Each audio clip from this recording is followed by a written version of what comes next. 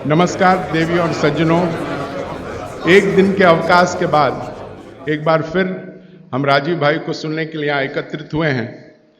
कल कुछ सुना सुना सा लगा, कुछ खोया खोया सा लगा, आपको भी लगा? तो यह है राजीव भाई के शब्दों का, उनके विचारों के सार्थकता और नशा। नशा शराब का नहीं, नशा स्वस्थता की, नशा अहम का नहीं, नशा सद्भावना का। तो ऐसे वाग्भट के दूत और भारत के सपूत श्री राजीव दीक्षित जी से मैं अनुरोध करूंगा कि वो मंच पर आएं और पुरजोर तालियों के साथ उनका आप स्वागत करें।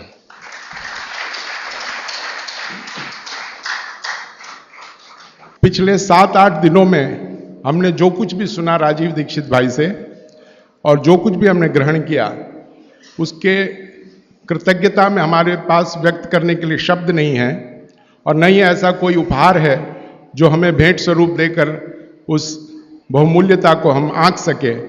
इसीलिए हम अपनी कृतज्ञता, हम अपना धन्यवाद उनको चंदन के फूलों के माला के सुगंध के साथ और शॉल के ऊर्जा के साथ व्यक्त करना चाहेंगे। मेरी गुजारिश है श्री शोभाकांत दास जी से कि वो राजीव भाई को माला अर्पण करके स्वागत करें।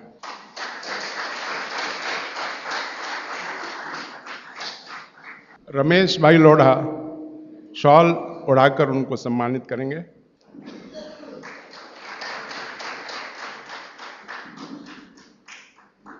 पिछले 7-8 दिनों से राजीव भाई ने प्रकृति की बात की, पंच तत्व की बात की। तो 4 तत्व राजीव भाई हमको देते रहे हैं और जो 5वां तत्व पृथ्वी है, वो सीयू साहब भवन के पदाधिकारियों ने हमें वो पृथ्वी के रूप में, इस परिसर के रूप में हमें दिया है। मेरी गुजारिश है कि श्री रसिक भाई मंच पर आएं। सीयू साहब भवन के प्रेसिडेंट श्री शोभाकांत जी उन्हें माला पहनाकर स्वागत करेंगे। राजीव भाई और राजीव भाई उन्हें शॉल उड़ाकर उन्हें सम्मानित करेंगे।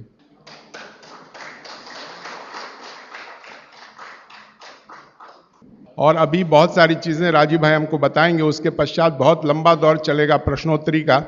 तो इसीलिए हमने आप लोगों से गुजारिश की है कि एक पर्ची में आप अपने सवाल लिख के राजीव भाई तक पहुंचा दें। और मैंने पर्ची नहीं लिखी है, लेकिन सवाल मैं छोड़ के जाना चाहता हूं कि लोग कहते हैं कि हंसना एक औषधि है।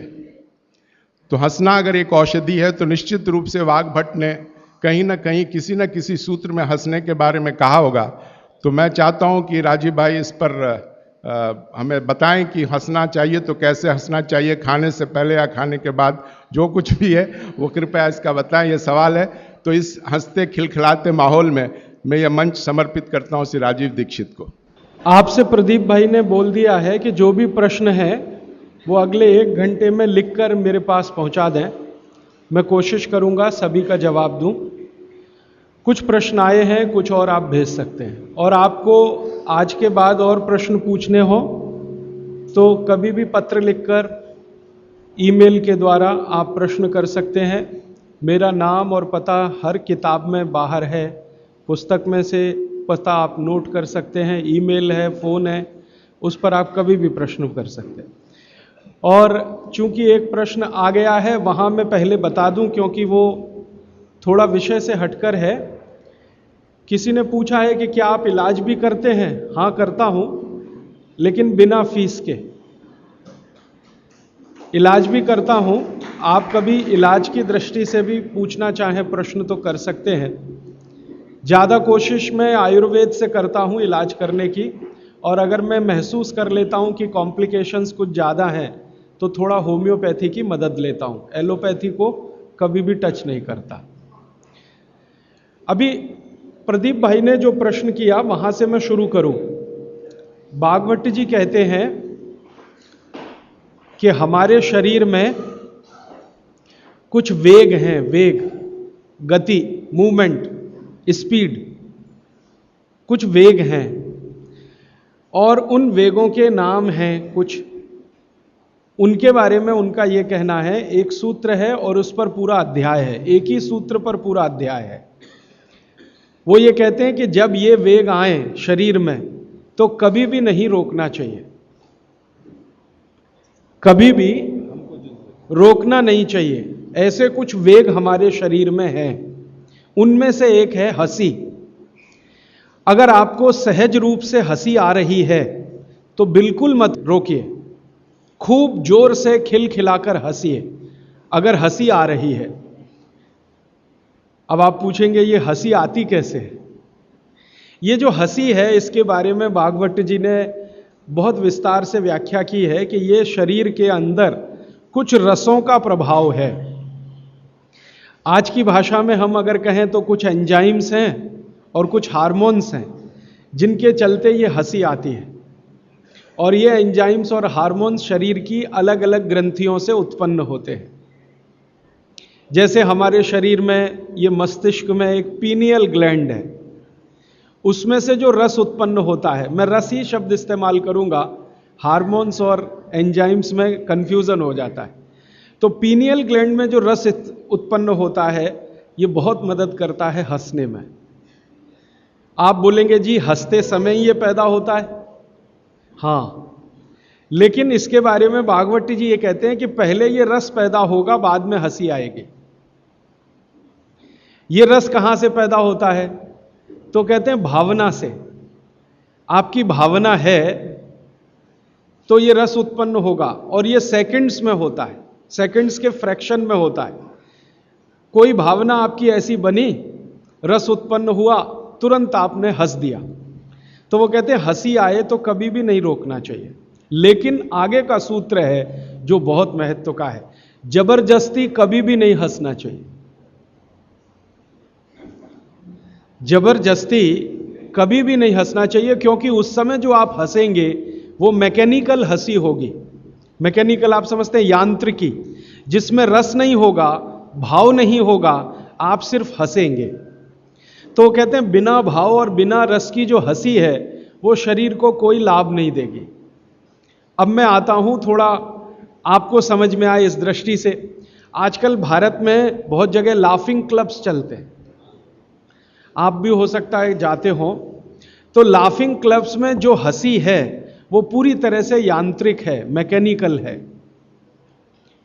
वो कहते हैं मुंह फाड़ के हंसो, हा हा हा हा हा, इसमें ना रस है ना भाव है। वो कहते हैं हंसते समय रस भी होना चाहिए, भाव भी होना चाहिए। हाँ, ये जरूर है कि उस लाफिंग क्लब में आपको कोई जोक सुनाकर हंसी आती है, या उन्होंने कोई एक्टिंग की और उस पर आपको हंसी आती है, वो ठीक है। आपको लाफिंग क्लब में किसी ने जोक सुनाया, मजाक किया, आपको हंसी आई, तो उसमें रस भी होगा, भाव भी होगा। लेकिन ये मुंह खोल के हा हा हा हा करेंगे, ना रस होगा ना भाव होगा। तो इससे बचें, क्योंकि इससे तकलीफ आएगी। फिर बिना रस और बिना भाव की जब हंसी आप हंसेंगे तो पेट में दर्द होगा, और पेट में दर्द होगा तो वो कोई तकलीफ की स्थिति भी बना सकता है। जैसे कई बार आपने सुना है हमारी नस पे नस चढ़ गई, बिना भाव और बिना रस की हंसी में पेट की नस पे नस चढ़ सकती है, और वो चढ़ गई तो डॉक्टर उतार नहीं पाता उसको, फिर कहेगा जी ऑपरेशन करा लो, कॉम्प्लिकेट हो गई है। तो बिना रस और बिना भाव की हंसी कभी भी ना हंसें, लेकिन रस और भाव के साथ हंसी आ रही है तो बिल्कुल ना रोकें, जरूर हंसें। बात आपको स्पष्ट हुई? आपको स्वाभाविक रूप से कोई दृश्य देखकर, कोई बात सुनकर, किसी की क्रिया देखकर हंसी आ रही है तो रोकना मत, खूब हंसना उसको। और बिना भाव, बिना रस, बिना क्रिया के कोई हंसी करने की कोशिश कभी आप करना मत। वो कहते हैं कि सम में रहिए, मध्य मार्गी बनिए। हमेशा हर जगह वो कह रहे हैं मध्य मार्गी रहिए, ना इस एक्सट्रीम पे जाइए ना उस एक्सट्रीम पे जाइए। क्यों? तो वो कहते हैं कि भारत एक ऐसी भूमि है जो मध्य मार्गियों की ही है। भारत एक ऐसी भूमि है जो मध्य मार्गियों की ही है। आप ना इस एक्सट्रीम पे जा सकते हैं ना उधर। अगर इसको आज की भाषा में कहूं, ना ज्यादा लेफ्ट जाइए ना ज्यादा राइट जाइए, सेंटर में रहिए, बीच में रहिए। और कृष्ण भगवान गीता में बार बार यही कह रहे हैं, ना ज्यादा भोगी बनो ना ज्यादा त्यागी बनो, मध्य मार्गी रहो।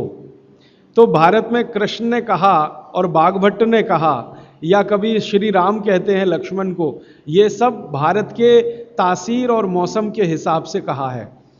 आप जो हैं अगर यूरोप में हैं और अमेरिका में हैं तो आइदर लेफ्ट और आइदर राइट जाने के लिए छूट है, भारत में नहीं है। तो इसलिए हंसी के मामले में, भोजन के मामले में, क्रियाओं के मामले में, किसी भी मामले में ना तो लेफ्ट जाइए बहुत, ना तो राइट जाइए, बीच में रहिए। तो हंसी के बारे में भी उनका यही है कि यांत्रिक हंसी माने एकदम एक्सट्रीम लेफ्ट कभी भी मत करिए, और हंसी को रोकिए भी मत, वो एक्सट्रीम राइट, बीच में रहिए। आई तो हंस लिए, ये तो हमेशा नियम के रूप में है, और यही नियम आगे भी है।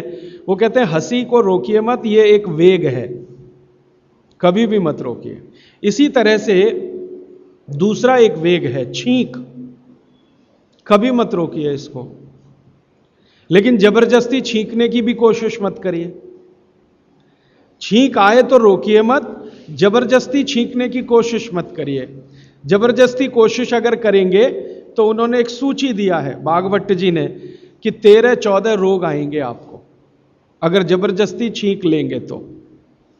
इसलिए छींक आ रही है, सहज रूप से छींकिए, रोकिए मत उसको। ये एक वेग है, इसको रोकेंगे तो 23-24 रोग होंगे, जबरदस्ती छींकने की कोशिश करेंगे तो 13-14 के आसपास रोग होंगे। उन रोगों की पूरी सूची है, आप पढ़ सकते हैं पुस्तक। इसी तरह से एक वेग है प्यास। प्यास एक बहुत बड़ा वेग है।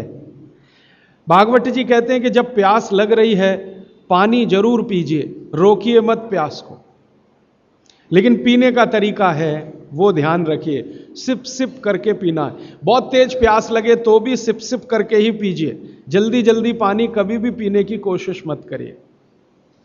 और वो कहते हैं कि ये जो जल्दी पानी पीने का तरीका है ना, इसमें से 2 बीमारियां बहुत होंगी। एक जिसको आधुनिक भाषा में कहते हैं हर्निया, भागवत जी ने उसको कहा है आंत का उतरना, आज की भाषा में कहते हैं हर्निया। और दूसरा एक बीमारी है एपेंडिसाइटिस।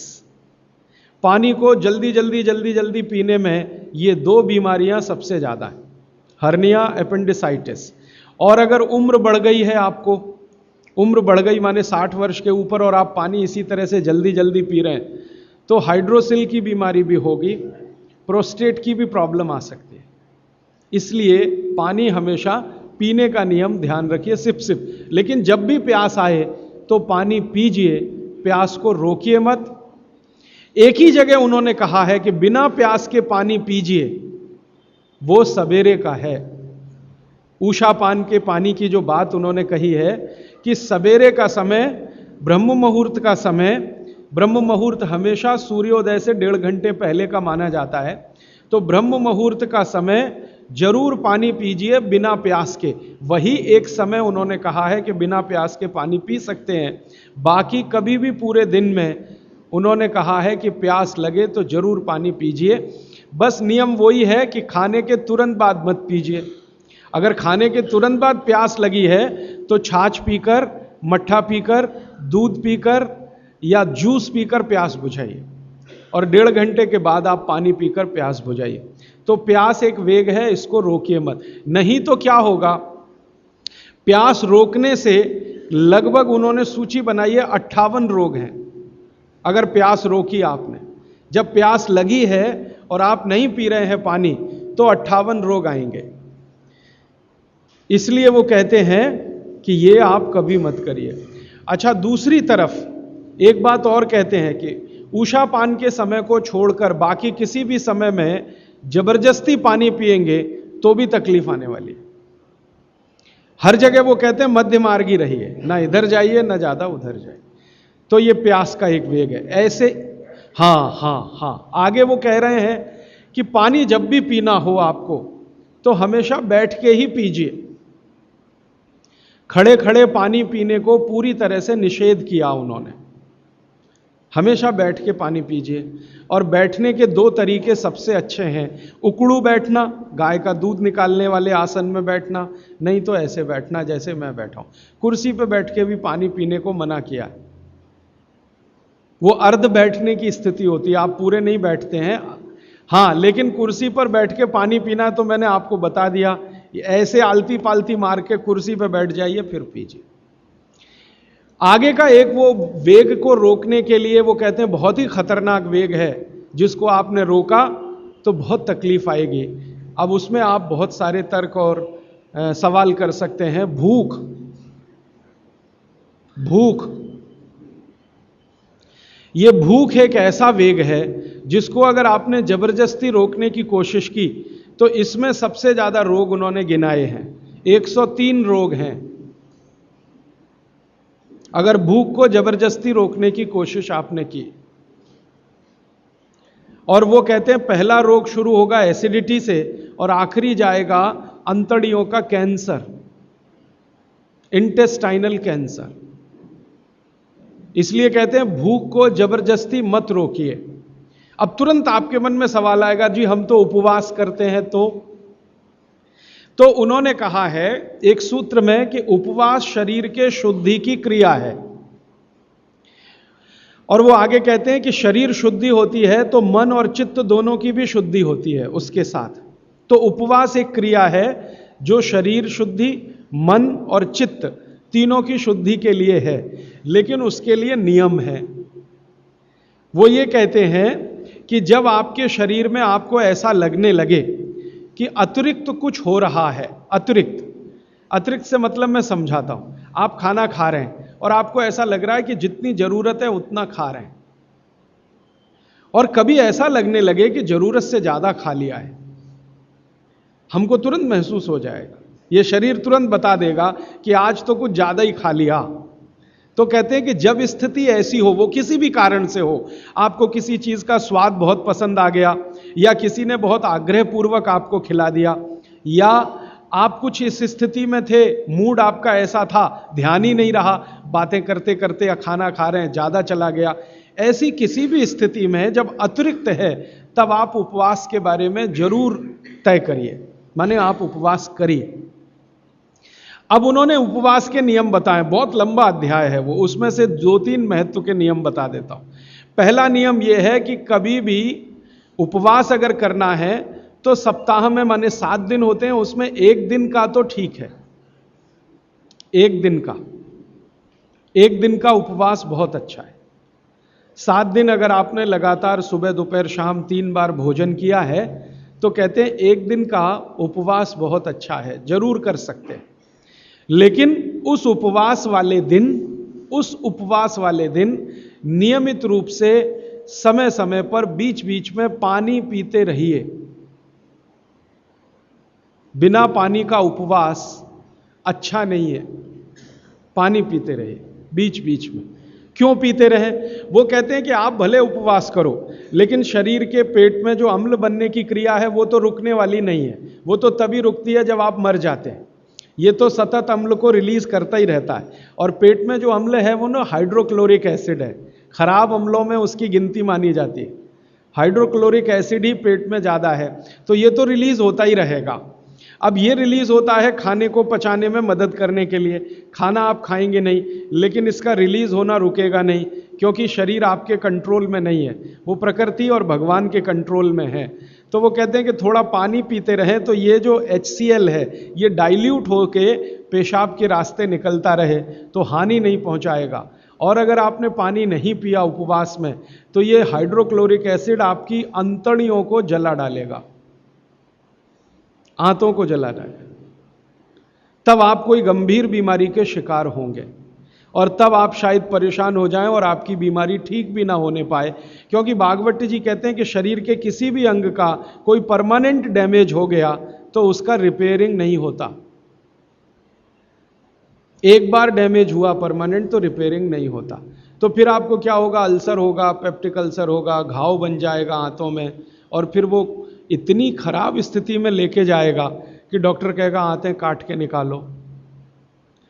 तो ये मत करिए। वो ये कहते हैं उपवास करना हो तो 7 दिन 3 समय का भोजन किया है, 7 दिन माने 6 दिन, तो 7वें दिन आप एक दिन उपवास करिए, लेकिन थोड़ा थोड़ा पानी पी पी के उपवास करिए। मतलब ये है, दूसरे शब्दों में मैं कहूं, निर्जला उपवास मत करिए।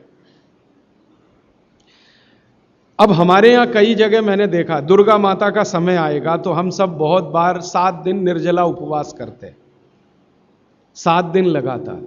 वो तकलीफ देगा आपको। आप करते हैं भक्ति भाव से, बहुत अच्छा है, लेकिन वो तकलीफ दे दे आपको शारीरिक रूप से, वो ठीक नहीं है। भागवत जी ने एक बहुत सुंदर सूत्र लिखा है। उन्होंने ये लिखा है कि जो शाकाहारी खाना खाने वाले लोग हैं, शाकाहारी, आप सब ज्यादातर उसी श्रेणी के हैं, इनके लिए उपवास अच्छा नहीं है ज्यादा लंबा। लेकिन जो मांसाहारी खाना खाते हैं उनको लंबे उपवास करने ही चाहिए। मांसाहारी खाना खाते हैं उनको लंबे उपवास करने ही चाहिए। जो शाकाहारी खाना खाते हैं उनको ज़्यादा लंबे उपवास अच्छे नहीं हैं। अब ये उन्होंने लिख दिया, मैंने इसको फिर ऑब्जर्व करना शुरू किया। प्रकृति में 2 तरह के जानवर हैं, आप जानते हैं। कुछ हैं जो मांस ही खाएंगे, हिंसा करके ही अपना पेट भरेंगे, और कुछ हैं जो शाकाहारी हैं। गाय जैसे है, बकरी जैसे है, भैंस है, बैल है, चिड़िया है, ये सब शाकाहारी जीवों में गिनती होती है। लेकिन शेर है, चीता है, लगड़भग्गा है, लोमड़ी है, कुत्ता है, ये ऐसे जीव हैं जो मांस भी खाते हैं, और कुछ तो मांस ही खाते हैं। जैसे सांप है, बड़े से बड़ा सांप अजगर ले लो और छोटे से छोटा रसल्स वाइपर या करेत ले लो, ये मांस ही खाते हैं। मेढक को खाएंगे, छिपकली को खाएंगे, केंचुओं को खाएंगे, कुछ ना कुछ ऐसे जीवों को खाएंगे। लेकिन ये बड़े पक्के हैं नियम के। बाघभट्ट का सारा कुछ इन्होंने ही सीखा है। हाँ, अजगर को मैंने बहुत ऑब्जर्व किया, वो एक बार खा लिया, वो कुछ भी खा लेगा। एक बड़ी से बड़ी बकरी को खा जाता है, हाँ इतना खा लेता अजगर, बकरे को खा लेगा। लेकिन खा लिया तो 15 दिन उपवास ही करेगा,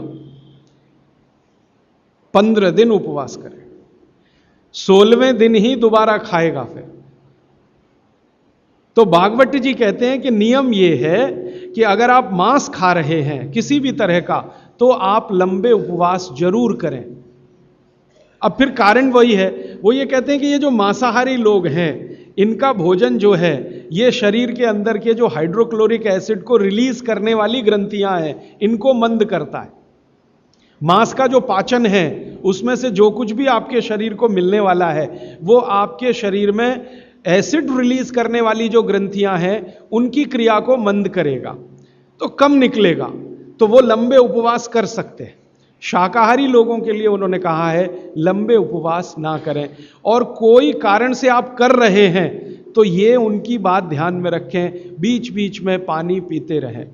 अब आप बोलेंगे जी पानी कैसा पिएं, तो उस पानी के लिए 20-25 सूत्र लिखे। जैसे लौंग का पानी पिएं, लंबे उपवास अगर आप कर रहे हैं तो लौंग का पानी पिएं, मूंग का पानी पिएं।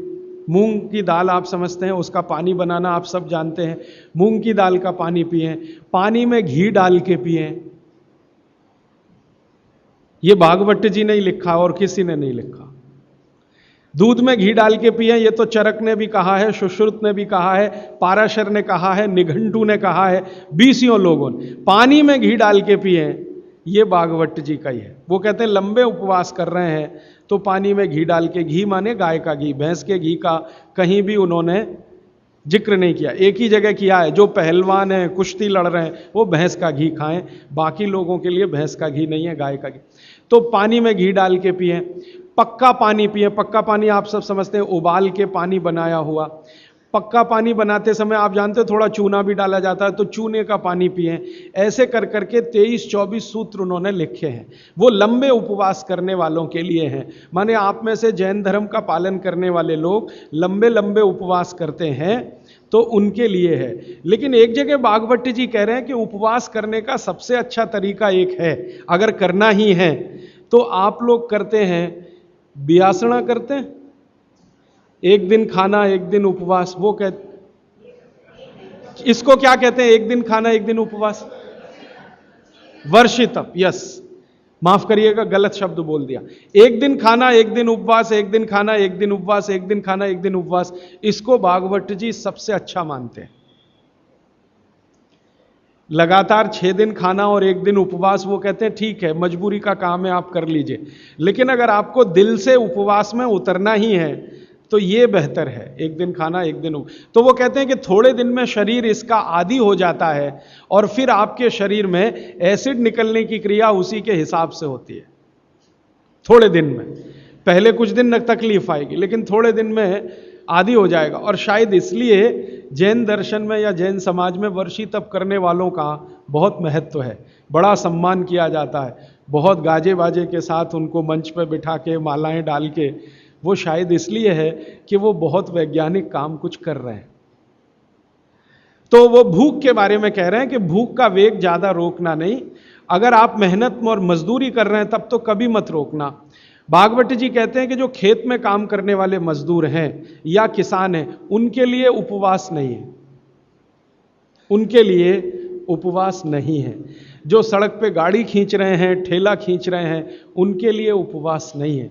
उपवास उनके लिए है जिनको शरीर श्रम ज्यादा नहीं करना, उनके लिए, माने आपके लिए, मेरे लिए ज्यादा उपवास की बात है। मेहनत करने वालों को ज्यादा उपवास नहीं, उनको तो जब भूख लगे तभी खाना खाने के लिए बोला है। लेकिन वो कहते हैं कि खाने का समय तय कर लें तो भूख भी उसी के हिसाब से लगती है। सुबह का समय वो बोलते हैं सबसे अच्छा, दोपहर का उससे थोड़ा कम अच्छा, और शाम का सबसे कम अच्छा। माने सुबह का नाश्ता या भोजन जैसा हो, दोपहर का लंच जो है नाश्ते जैसा हो, और रात का खाना तो बिल्कुल या कम से कम, शाम का खाना कम से कम हो। वो मैं पहले दिन आपको दूसरे दिन बता चुका। और एक वेग के बारे में उन्होंने कहा है जिसको रोकने की कोशिश कभी ना करें, जम्हाई आना। जम्हाई समझते? मुंह खोलकर आप जम्हाई लें। वो कहते हैं कि ये जो जम्हाई आने का समय है इसको कभी भी रोकें नहीं, ये कभी भी आएगी। ये कब आती है? जब भी आपके, अब मैं आपका आधुनिक विज्ञान इसमें जोड़ रहा हूं, भागवत जी ने जो कहा वो आपको देर में समझ में आएगा, आधुनिक विज्ञान जल्दी समझ में आ जाएगा। ब्लड में ऑक्सीजन की मात्रा जब भी कम हो जाएगी, जम्हाई जरूर आएगी एक्स्ट्रा ऑक्सीजन लेने के लिए। मुंह खोलकर आप जो है जम्हाई लेंगे तो ये एक्स्ट्रा ऑक्सीजन जाने के लिए है। तो वो कहते हैं कि जम्हाई को कभी ना रोकें। ये जो हम कर लेते हैं ना, शर्म आने के लिए जबरदस्ती मुंह बंद करके जम्हाई लेने की कोशिश करते हैं, बहुत खतरनाक। कभी मत करिए, मुंह खोलिए पूरा, क्योंकि आपके शरीर का आपको आदेश आ रहा है, मुंह खोलिए, भरपूर हवा अंदर भरिए तो ही अच्छा है। और बच्चों को भी वैसे ही सिखाइए, इसमें कोई शर्म करने की बात नहीं है, क्योंकि ये प्रकृति की क्रिया है, शरीर को दुरुस्त रखने के लिए है। जम्हाई जरूर लीजिए। और कई बार हम हाथ रख लेते हैं मुंह पे, ये बहुत ही खराब है, क्योंकि वायु को जाने से आप रोक रहे हैं। वो जम्हाई आ रही है ज्यादा ऑक्सीजन के लिए, शरीर में शुद्ध वायु ज्यादा जाए, इसके लिए जम्हाई आ रही है, और आपने मुंह पे हाथ रख लिया फिर जम्हाई ले रहे हैं, ये बहुत खराब। कभी मत करिए, मुंह खोलकर जम्हाई लीजिए। हां, फिर एक बात वो ये कह रहे हैं, यहां पर जैन दर्शन की बात बहुत गहराई से समझ। एक जगह कहते हैं कि आपसे ज्यादा ज्ञानी और आपसे ज्यादा तपस्वी लोगों के नजदीक बैठे हैं तो दूर जाकर जम्हाई लीजिए। माने इसको मैं ऐसे समझाऊं, किसी महाराज साहब के पास बैठे हैं जो दोनों ही स्थिति में आपसे ज्यादा तपस्वी भी हैं और ज्ञानी भी हैं, तो उनके पास बैठ के जम्हाई कभी मत लीजिए। आप उठ जाइए, कहीं दूर कोने में चले जाइए, हैं? हाँ, लेकिन वेग बंद हो तो उसके लिए फिर दूसरा है, वो मजबूरी का है कि जेब से रूमाल निकालिए, कोशिश करिए, क्योंकि आपकी जम्हाई उनको तकलीफ करने वाली है। आप जब, ये तो आप जानते हैं प्रकृति का नियम है कि जितनी ऑक्सीजन लेंगे उतनी कार्बन डाइऑक्साइड तो निकलेगी, नहीं तो स्पेस बनेगा नहीं ऑक्सीजन के लिए। तो आपकी जो कचरा वायु है वो महाराज जी को क्यों दे रहे हैं? क्योंकि आपकी कार्बन डाइऑक्साइड महाराज जी की तुलना में बहुत कचरा है, क्योंकि सब तरह के कुकर्म आप करते हैं। तपस्या आपके जीवन में है नहीं ज्यादा, संयम आपके जीवन में है नहीं ज्यादा, और लोभ लालच मद मोह काम क्रोध सब कुछ आप में भरा हुआ है, और उनका जीवन बिल्कुल इन सब कषायों से परे है। तो उनके सामने जो आप कार्बन डाइऑक्साइड निकालेंगे वो उनको तकलीफ कर दे। इसलिए वो कहते हैं कि अपने से ज्ञानी और तपस्वी लोगों के पास जब भी आप बैठे हों तो जम्हाई ना लें, दूर जाके लें, और कुछ मजबूरी हो जाए तो ये मैं जोड़ रहा हूं, भागवत जी ने नहीं कहा कि आप मुंह पे रूमाल तो कम से कम रख लें, हाथ रख के जमाई महाराज जी के सामने ही लें, ऐसा कहो, बाकी जीवन में लेने की आपको जरूरत नहीं। अब एक और वेग है जिसको कभी ना रोके, नहीं तो बहुत तकलीफ आएगी, मूत्र का वेग। मूत्र वेग कभी भी रोकने की कोशिश ना करें। जब भी आपको ऐसा लग रहा है कि मूत्र आना ही चाहिए या शरीर सिग्नल दे रहा, तुरंत उस वेग को निकालिए। और मैं अब आपको आधुनिक विज्ञान कहता हूं, पहले भागवत जी की बात करें, वो कहते हैं कि ये मूत्र वेग को कभी भी रोकेंगे तो रक्त के सारे विकार आपके शरीर में आएंगे, रक्त के सारे विकार आपके शरीर में आएंगे। अब मैंने ये एक एक्सपेरिमेंट मेरे ऊपर कभी किया था कि मैं मूत्र का वेग रोकूं फिर देखूं क्या होता है, तो तुरंत मैंने महसूस किया कि शरीर पे दबाव बढ़ गया, प्रेशर बढ़ गया शरीर पर, शरीर के हर हिस्से पर प्रेशर बढ़ गया। फिर मैं तो मरीज का इलाज भी करता हूं, तो बहुत मरीज मेरे पास ऐसे आते हैं जिनको पेशाब नहीं आ रही है, तो सबसे ज्यादा तड़प उनकी जिंदगी में मैंने तभी देखी है जब उनकी पेशाब रुक जाती है, मूत्र रुक जाता है। वो कहते कुछ भी करो, ये रिलीज करो, क्योंकि ये रोकना ठीक नहीं है, इसलिए मूत्र के वेग को नहीं रोकें। इसमें हर तरह से दबाव शरीर पे पड़ेगा, सब तरह की ग्रंथियों पर दबाव बढ़ेगा, रक्त पर दबाव बढ़ेगा, हर तरह से दबाव बढ़ेगा। तो मूत्र को रोकने की कभी भी कोशिश ना करें, जब आए तब जाएं। अब आपके मन में एक प्रश्न आ सकता है कि जी बार बार मूत्र आए तो, हर 10 मिनट में आए, हर आधा घंटे में आए, और 1-2 बूंद आए फिर नहीं आए, 1-2, तो आप समझिए कि कोई बीमारी के शिकार हैं आप।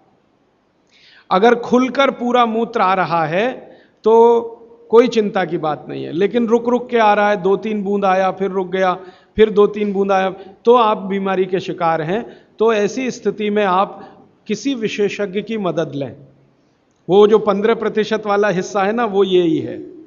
ऐसी स्थिति में किसी विशेषज्ञ की मदद लें और वो आपको मदद कर दे मूत्र को निकालने में, तो बहुत अच्छा है। दवा की मदद से, औषधि की मदद से ये बहुत आसान है, बहुत संभव है, बहुत आसान है, बहुत संभव है। अब थोड़ा आगे बढ़ें। इसी तरह से वो कहते हैं मल का वेग कभी ना रोकें। मूत्र है, मल का वेग कभी ना रोकें। अगर आपको ऐसा लग रहा है कि टॉयलेट जाने की इच्छा है तो जरूर जाइए, सोचिए ही मत उसके बारे में। आप बोलेंगे जी कोई परिस्थिति ऐसी है, मैं ऐसा मानता हूं कि अब ऐसी कोई परिस्थिति है नहीं। ट्रेन में सभी जगह टॉयलेट रूम्स हैं, हवाई जहाज में सभी जगह टॉयलेट रूम्स हैं, आपके घर में तो है ही, यहां जहां भी बैठे हैं वहां है। हो सकता है सड़क पर चलते समय तो सरकारों ने कई जगह बनाए हैं। माने कोशिश करिए कि वो रोके नहीं उस वेग को। आप अगर है ऐसी इच्छा तो जरूर जाइए, जरूर जाइए। फिर आप कहेंगे जी फिर वही मूत्र वाली स्थिति है, बार बार टॉयलेट आती है तो भागवत जी ने कहा है कि एक दिन में 2 बार अगर आप शौच के लिए जा रहे हैं तो ये सामान्य है, नॉर्मल है, माने आपको कुछ तकलीफ नहीं है। अगर एक दिन में 2 बार आप जा रहे हैं, वो 2 बार हो सकती है आपके शरीर के हिसाब से, हो सकता है सुबह और शाम आप जाएं, कोई लोगों को सुबह और दोपहर भी हो सकती है, कोई लोगों को सुबह सुबह भी 2 बार हो सकता है ऐसी स्थिति। तो वो कहते हैं 2 बार तक तो सामान्य है। 3 बार जब आप करेंगे, 2 से 3, तो वो कहते हैं थोड़ा असामान्य है, और 3 के बाद तो जाना ही नहीं है। अगर जा रहे हैं तो कोई बीमारी है, फिर विशेषज्ञ की मदद लीजिए और उसको ठीक करिए। तो मल के वेग को ना रोकें, मूत्र के वेग को ना रोकें, जम्हाई आ रही है तो ना रोकें, हंसी आ रही है तो ना रोकें, प्यास लग रही है तो कभी भी अपने को ना रोकें। इस तरह के उन्होंने कई वेग के बारे में कहा है। ऐसे लगभग 14 वेग हैं। मैंने कुछ बता दिए, बाकी आप चाहें तो पढ़ लेना किताब में, क्योंकि समय कम है। हर बार मुझे यही लगता है कि क्या छोड़ूं क्या बताऊं। थोड़ा इससे आगे बढ़ें तो आपके जीवन के बारे में वो ये कह रहे हैं कि ये एक वेग ऐसा है जिसके बारे में साधु संत और महंत, साधु संत महंत तपस्वी तेजस्वी, ये लोग ही हैं जो उस वेग को रोक सकते हैं, बाकी के लिए नहीं है। वो जो साधु हैं, संत हैं, महंत हैं, उनके लिए यह है कि वीर के वेग को रोकें। और गृहस्थी जीवन चलाने वालों के लिए है कि वो कभी भी ना रोकें। इस पर भागवत जी ने बहुत लंबी व्याख्या की है। साधु, संत, महंत, महाराज साहब, ब्रह्मचारी, तेजस्वी, तपस्वी, इस तरह के लोगों के लिए उन्होंने निर्देश किया है कि वो जरूर अपने वीर के वेग को रोकें, और अगर नहीं रोक पाते हैं तो उनकी साधुता, उनकी सन्यासी होने की बात वो कमजोर पड़ती है। और आप जैसे लोग जो गृहस्थी का जीवन जी रहे हैं, उनके लिए वीर के वेग को रोकना बहुत ही खतरनाक है। माने इसको उन्होंने काम वेग करके कहा है। काम वेग गृहस्थ लोगों को कभी रोकना नहीं चाहिए, और साधु संतों को हमेशा तपस्या करके उस पर कंट्रोल करने के लिए ही प्रयास करना चाहिए। तो साधु संतों का जो जीवन है वो पूरा जीवन शायद इसी में चला जाए तो भी वो कहते हैं कि निरर्थक नहीं है। अब क्यों उनको नहीं करना चाहिए, क्यों आपको करना चाहिए, ये विश्लेषण में जाऊंगा तो देर ज्यादा हो जाएगी। आपको संकेत रूप में मैं आपसे कह रहा हूं कि वीर का वेग, काम का वेग, वो कहते हैं सबसे खराब वेग है जो रोका तो आपके लिए। और साधु संत महंतों के लिए कहते हैं कि अगर उन्होंने नहीं रोका तो उनके लिए सबसे ज्यादा खराब। तो उनका प्रयास पूरे जीवन भर ऐसा होना चाहिए जो उसको रोक। अब उस प्रयास में ही उनकी दिनचर्या, उनकी ऋतुचर्या और उनकी आहारचर्या शामिल है। भागवत जी ने कई सूत्र लिखे हैं कि जो सन्यासी हैं, संत हैं, महात्मा हैं, उनकी दिनचर्या, ऋतुचर्या, आहारचर्या आपसे भिन्न है, होनी ही चाहिए। और आपकी दिनचर्या, ऋतुचर्या, आहारचर्या साधु संत और महात्माओं से भिन्न है, जो होनी ही चाहिए। दोनों जगह भिन्नता है, वो जान लेने के लिए आवश्यक है।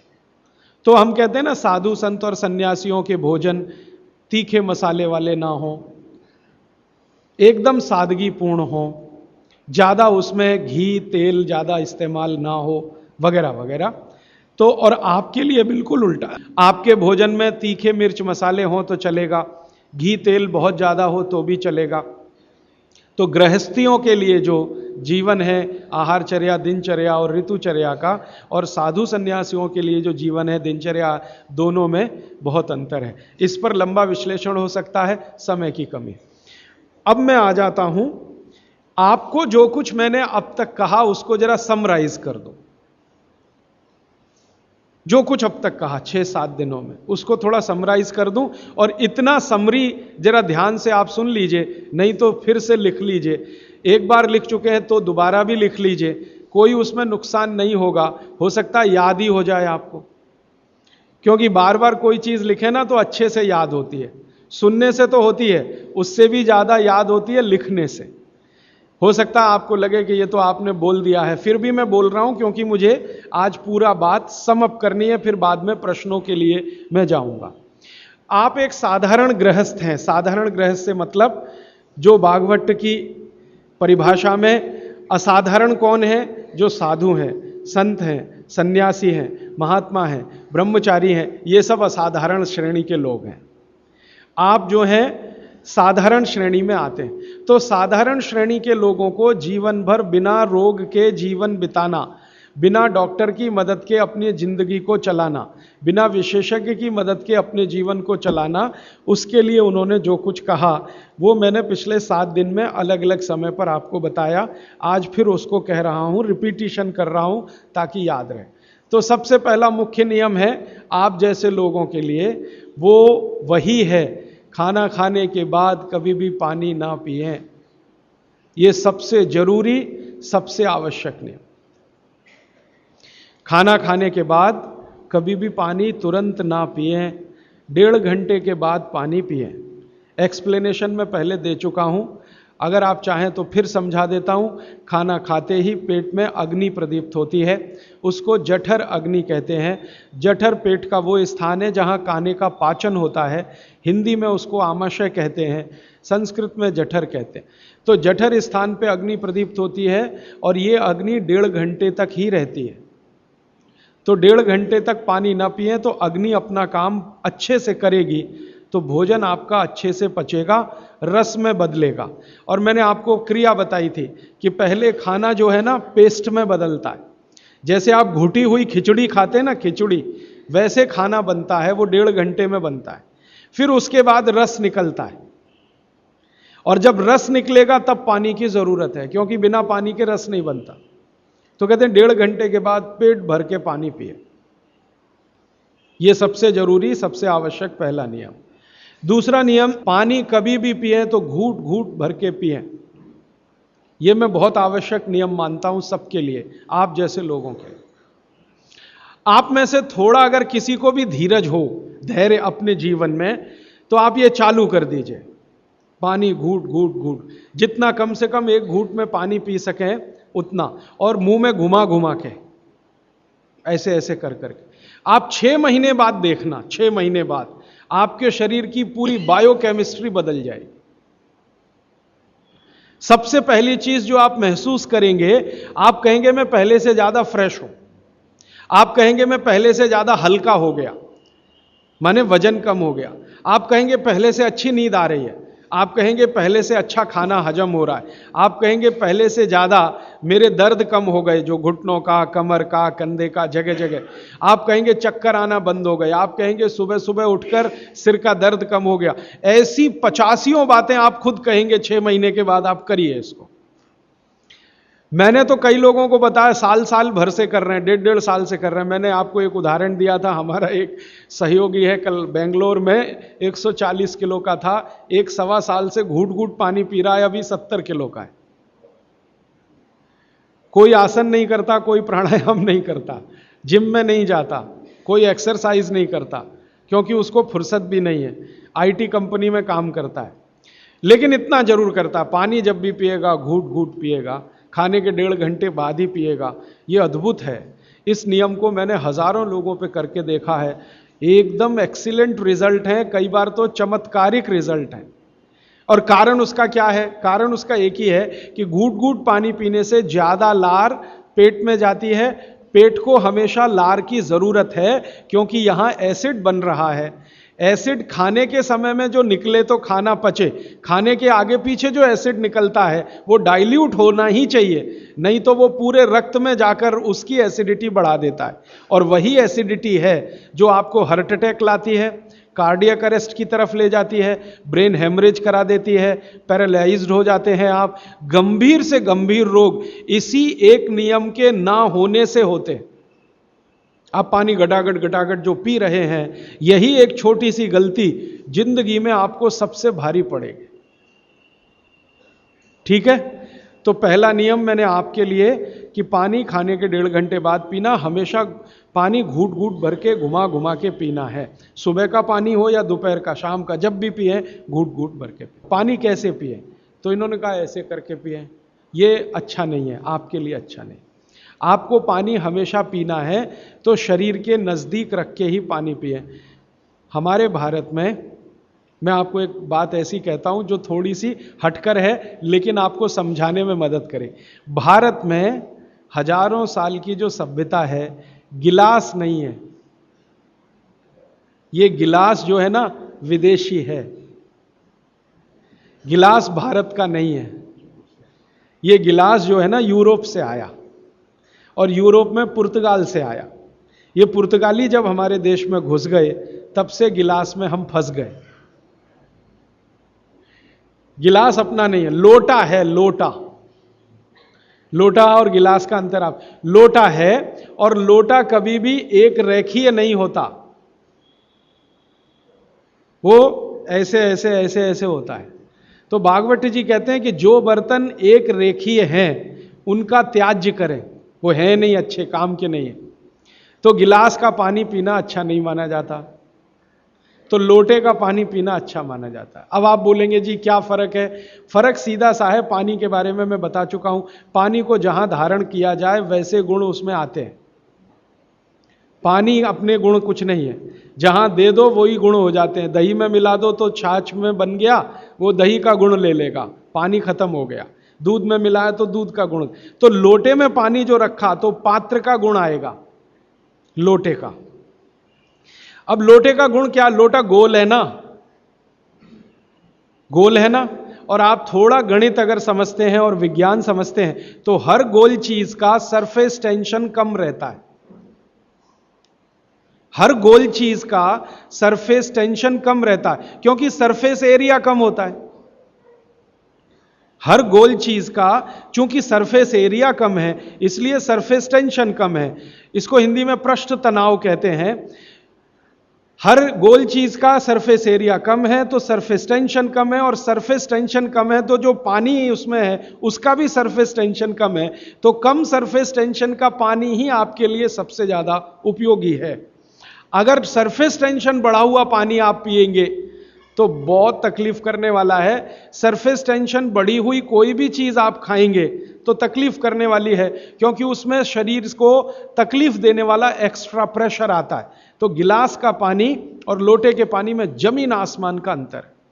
इसी तरह से कुएं का पानी, कुआं गोल है ना, सबसे अच्छा।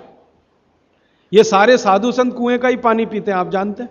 ना मिले तो विहार कर जाते हैं, जहां कुआं मिलेगा वहां पिएंगे।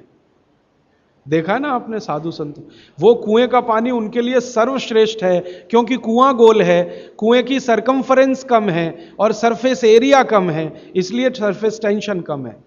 और सरफेस टेंशन कम होने से क्या होता है, पानी का एक गुण बहुत लंबे समय तक जीवित रहे। पानी का सबसे बड़ा गुण है सफाई करना। अब आपके लिए वो गुण कैसे काम में आ रहा है वो जरा देखिए। आपकी बड़ी आंत है और छोटी आंत है, आप जानते हैं कि उसमें मेम्ब्रेन है, कचरा उसी में जाके फंसता है, तो इसको निकाल निकाल के बाहर लाना पड़ता है। यह तभी संभव है जब सरफेस टेंशन कम वाला पानी आप पी रहे हैं। तो अगर सरफेस टेंशन बढ़ा हुआ पानी है तो यह कचरा बाहर नहीं निकालेगा। मैं इसको एक दूसरे तरह से समझाता हूं, कॉम्प्लिकेशन है लेकिन सरल समझा रहा हूं। आप एक एक्सपेरिमेंट करिए, आज घर जाइए और दूध लेके चेहरे पे लगाइए थोड़ी देर, और 5 मिनट बाद रुई से पोंछिए, तो रुई काली हो गई है ना। कैसे? अंदर का कचरा और गंदगी बाहर आया। कैसे बाहर आया? वो दूध ने बाहर लाया। अब दूध कैसे बाहर लाता है? दूध का सरफेस टेंशन सभी वस्तुओं में सबसे कम है। तो जैसे ही दूध आपने अप्लाई किया, दूध ने इस त्वचा के सरफेस टेंशन को कम कर दिया, क्योंकि जो वस्तु का जो गुण है दूसरे पर लगाओ तो वैसा ही आएगा। तो यहां दूध ने सरफेस टेंशन कम किया तो त्वचा थोड़ी सी खुल गई, और त्वचा खुली तो अंदर का कचरा बाहर निकल गया। यही क्रिया पानी करता है पेट में। यही सेम, आपने पेट में पानी डाला, बड़ी आंत और छोटी आंत का सरफेस टेंशन इसने कम कर दिया, तो बड़ी आंत और छोटी आंत थोड़ी खुल गई, और खुली तो सारा कचरा उसमें से बाहर आ गया। और हाई सरफेस टेंशन का पानी पिए, ज्यादा